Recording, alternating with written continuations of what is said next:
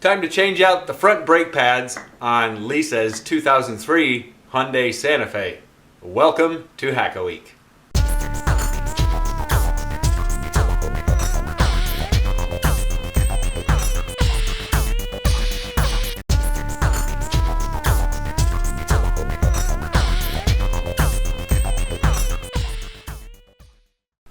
So the front brakes are squealing on this car, and the reason they are squealing is because of this little device here called a squealer.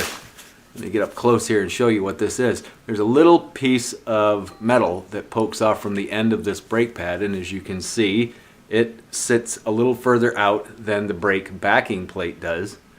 And what happens is when it gets down to that point, the rotor rubs against this and it makes a little squealy noise because it vibrates. It's kind of like running a fork across a plate. It's a really annoying sound. And it's been doing it for a few weeks on this car, so it's time to put some pads on. I've done this on a former video. It was a 2008 Honda Civic. Well, this is a 2003 Hyundai Santa Fe, so let's get started and change out the front brake pads.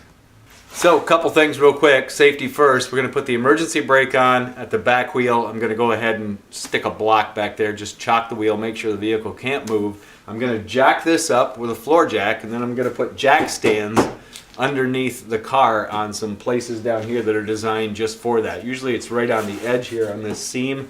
There's a place where jack stands can go. So we'll get the car up on jack stands and we'll work on it that way. Before we do all that, we're going to break loose the lug nuts on the wheel because right now it's all down on the ground, the wheel can't rotate, and I can break loose the lug nuts a lot easier. If you have an air ratchet, you can do it up in the air because it's just quick and takes them right off, but we're just going to use a big breaker bar and get the lug nuts off first. Okay, remember, lefty loosey, righty tighty. We're going to turn it to the left. So loosen them up.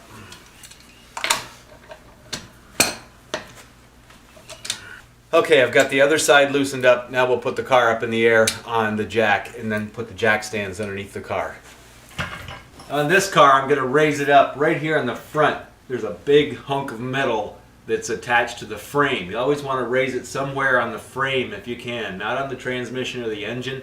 That's only a last ditch thing you would do because then you're raising everything up on the rubber motor mounts. You're pushing the wrong way on the motor mounts. So it's best to try to find a place where it's on the frame. And on this car, right up here in the front, on the cross member, is a really solid point to do just that. Now we can place the jack stands under here. And I'm going to put them right here on these points where there's a little tab of metal that sticks down. There's usually a couple of notches in that shows you where to put the jack. Now the car comes with a scissors jack, and that's where you would put it to raise it up. Now we'll lower the jack and let the car sit on the jack stands. I'm going to leave the jack there just as an extra backup. Make sure that I'm free and clear of the ground. Now we can finish taking the wheel off. I'm going to use my 12-volt impact to make quick work of taking these off.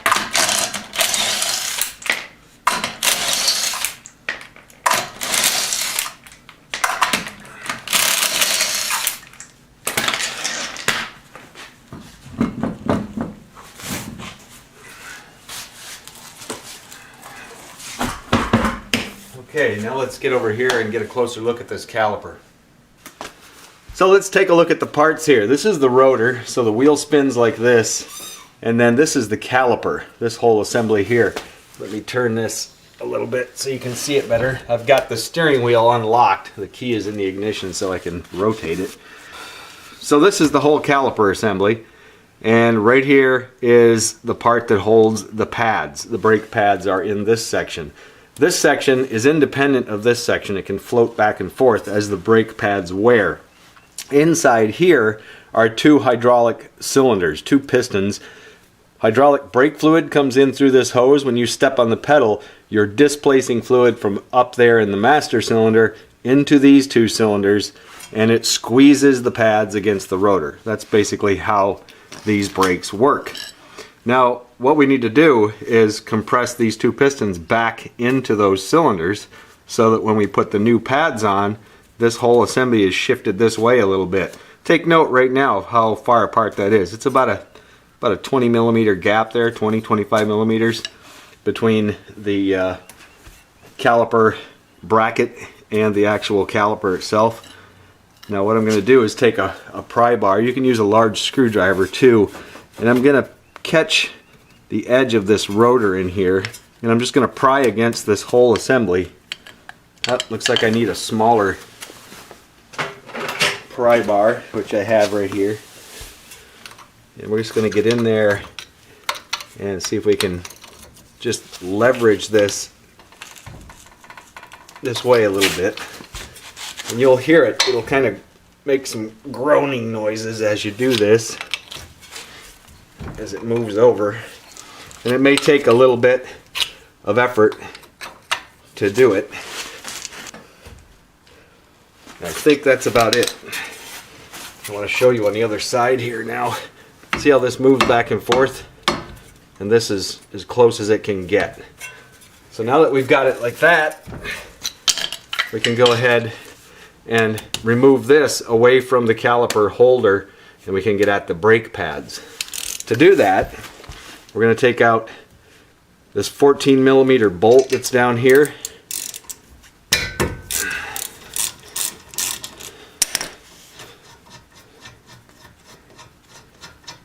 Once we remove that, we should be able to just flip this up like so, and there's the brake pads. Now looking at it right here, you can see how thin that the pad material has gotten on these brake pads. Look at it compared to this. This is about 10 or 11 millimeters thick. This is only 1 or 2. Now you want to pay attention to which one of the pads has the little squealer device on it when you take them off. So on this particular setup, the outer pad does not have the little squealer device. The inner one does. So when we take that off, there it is right there on the top. You can make note of where that's at. Now let's see if I can make this squeal and demonstrate. Hear how it vibrates? Makes that little weird noise. Well, it ends up sounding like a squeak. Like that. That's pretty annoying. It's meant to get your attention and let you know, hey, your brake pads are worn out. So this went in like that with the squealer at the top. We're going to make sure we have the same pad when we put it back in, and this one is the correct one. Now there are some different schools of thought about what to put on the back of these pads. Newer pads have shims on them that have a rubberized coating, but I like to put a little bit of what's called anti-seize lubricant. I've used this stuff quite a bit. It's kind of like a grease with some aluminized particles in it. And I like to put just a little bit anywhere that it touches against the caliper holder. So right there in the end only. Don't get any on the pad. Just a little bit right there. A little bit up here on the top. Because this is the section where as the pads wear, it will move a little bit on these guys right here. Just blow the dust off from them. So some people will replace these down here, the little spring retainers. If they look to be in good shape and they're not all rusty, you can probably just leave them alone. Put a little bit of lube on the ends of the pads, and then I like to put a little smear of it right here in the middle. It just kind of keeps everything from squealing or vibrating at all. And then we'll push this pad on back here. Push the bottom in first, and then go for the top. It can be a little tricky because these little things are actually putting some spring tension onto the pad. Let's try it the other way. We'll go the top first and then the bottom. There we go. That one's in. Now we'll put the outer pad on. Same thing, just a little bit of anti-seize lube on these ends right here. And I'm going to put a little bit on the back of each pad. And then we'll drop that one in. Get the bottom in first. and then go for the top. Okay. You can see the pistons are pretty far back. I like to make sure they're all the way back. So what I usually do is take an old pad, put it on there, take a large set of channel locks. You could also use a C-clamp, and we're going to put that on there and just squeeze and push those back as far as we can. The reason I use a pad is so that both of them move at the same time.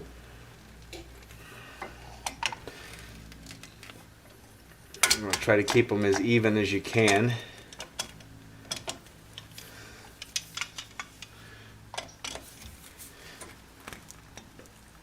It'll move kind of slow. You just go as far as you can. There we go. We're good. One more point I should mention is these pins right here that allow the caliper to move back and forth on the caliper holder. Now these need to be free floating. If they are and they move like that nice and easy, you're okay. If not, you need to pop this little boot off and put some lubricant inside there, preferably some silicone lubricant. There is a special lube that's made for brake caliper pins if you want to use that. These seem to be just fine. They move totally free. The boots are in good shape, so I know everything in there is okay. So now I'm going to slide this back down, just swing it back down into place. Make sure that this is where it needs to be. We'll put the bolt back in. And we're going to tighten that back up. Now, I didn't look up the foot-pounds on this, but it doesn't need to be really tight. If you did use a torque wrench, 15 foot-pounds should be plenty. So there we go. There's one done. Now see that little bit of play that's there? Before we go drive this, what we're going to do is step on the brake pedal a few times to take up the slack. Really important that you do that. If you just go out and drive, the first time you push the brakes, the pedal's going to move a long ways, and you're not going to have any instant braking until you take up that extra slack. So when we're all done, it's really important to press the brake pedal a couple times. Now we're over on the driver's side, and I've pushed back the pistons all the way in the caliper, and there's fluid leaking out from somewhere. Well, if you see that happen, don't fret too much. What it means is that the brake fluid reservoir up in the engine compartment was filled up by somebody that did some service on the car because the brake pads have worn down so far. A lot of times technicians will add brake fluid when they see that it's low, and actually that doesn't really do much. As long as there's enough in there for the capacity of the system, it's okay. Adding more just means that when you do this and you push the pistons back with brand new brake pads, you're just going to displace some of that extra fluid, and it's just going to come out the top. Now we can put the wheel back on. We've got both sides all done.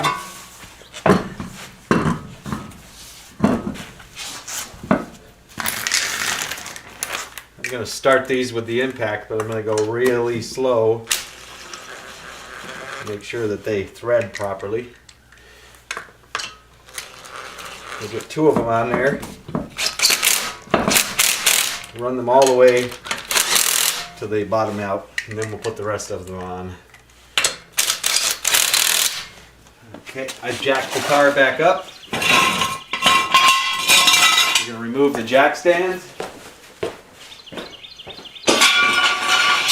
And we'll lower the car back down. Now we're going to torque these back down. I've got my torque wrench set to 90 foot-pounds. I have an extension on there because it lets me stay away from the rim and not scratch it. Somebody I know in the comments section is going to say that this extension affects the torque value, and I say no, it doesn't. The only thing that's going to affect the torque value really is whether or not the bolt is lubricated and whether or not your torque wrench is accurate. I can push on it here, I can push on it here, I can hold it here, I can hold it here. It's still going to apply the same torque. There's a lot of discussion always goes on about torque wrenches on websites. It's really funny. Okay, so we'll just go until we hear the click. I usually use a star pattern, crisscrossing. Then I go back and do them clockwise. And And that's just my double check to make sure they're all tight. Okay, back in the car, we're going to start it up so that we have the brake booster helping us out.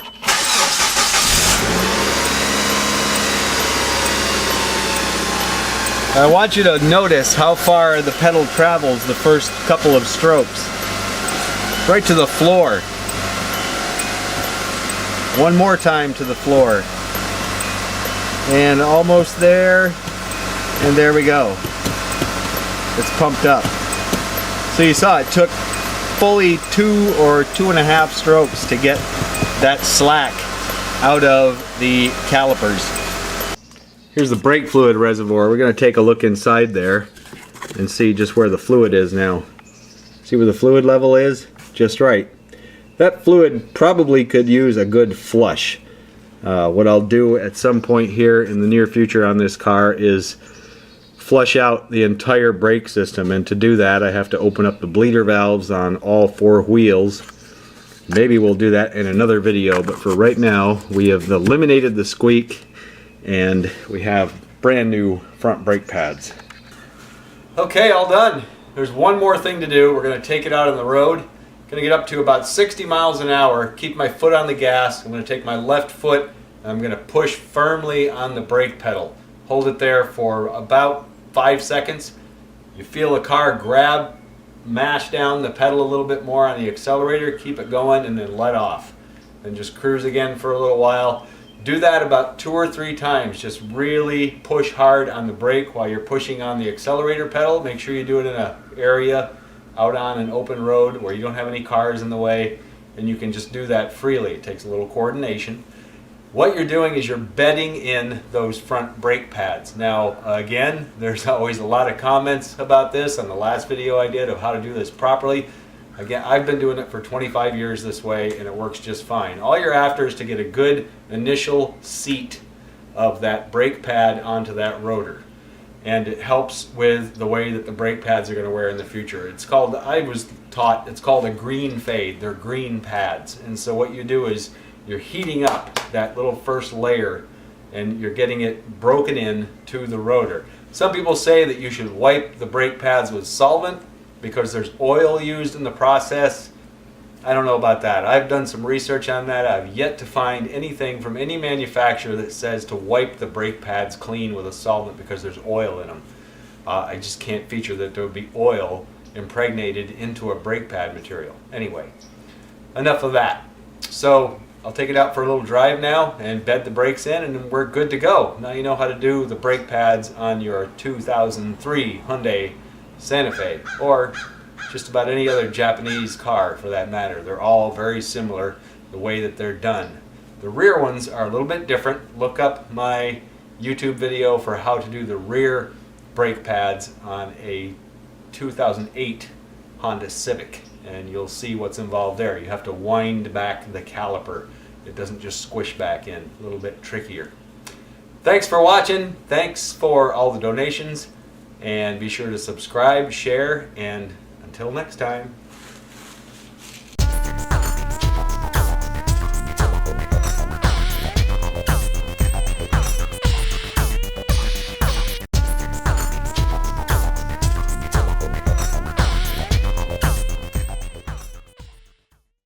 And that's where your wear limit is on these things, is right about there. So that's, yeah, let's start that over.